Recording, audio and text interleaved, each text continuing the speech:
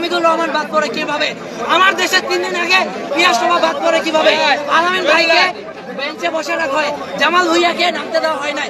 এখানে একা হামজা চৌধুরী কি করবে? উনি বেস্ট পারফরমেন্স দিচ্ছে, এই কারণে উনি বিশ্বের পরের স্টেজে খেলা প্রিমিয়ার লিগে খেলা প্লেয়ার। এখানে হামজা চৌধুরী যে পরিমাণ ব্যাকআপ দিচ্ছে, আমরা যে পরিমাণ চান্স ক্রিয়েট করছি, আমাদের মতে যদি আমাদের ভাগ্য সহায় হইতো আমরা জিততাম।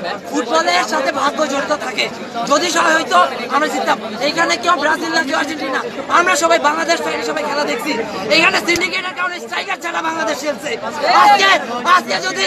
আজকে যদি এখানে স্ট্রাইকার থাকতো, একজন স্ট্রাইকার নাই ভালো মানের, আরে একজন স্ট্রাইকার যারা খেলছে, ফাহমিদুল নাই, পিয়াস রহমানকে বাদ দেওয়া হয়েছে, মিডফিল্ডার 9 জন নিছে, আর স্ট্রাইকার 1 জন নিছে।